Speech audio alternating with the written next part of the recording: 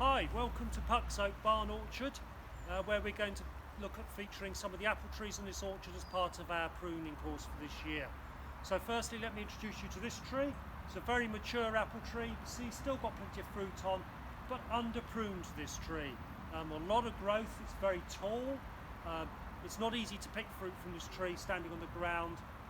So this is the sort of tree that you might have in your garden that we look about pruning. It's what we will cover throughout the various elements of this course. And as we move down a bit,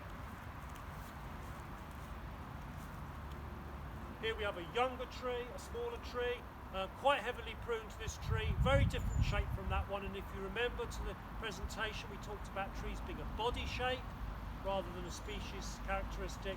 Again, the amount of pruning on the two different trees is very different, so you can see the result in the shape.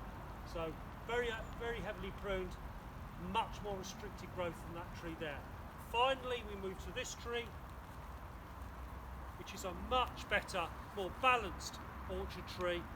Quite a short stem, a nice open crown, has been pruned in the past, still needs some pruning, but this is a tree, one of the trees we'd work on. And if you notice, there's a bright yellow banner tied to it because we've reviewed this orchard before we started work. We decided which trees are going to be worked on in this year, and we've identified those so that we don't forget. You can do this sort of assessment during the summer. It's the best time when the trees are in flower. You can check how many flowers there are and how much fruit is on your tree, and you can then choose which tree you want to do. If you mark it with a plastic banner, that won't degrade or disappear. It'll be there to remind you in the winter.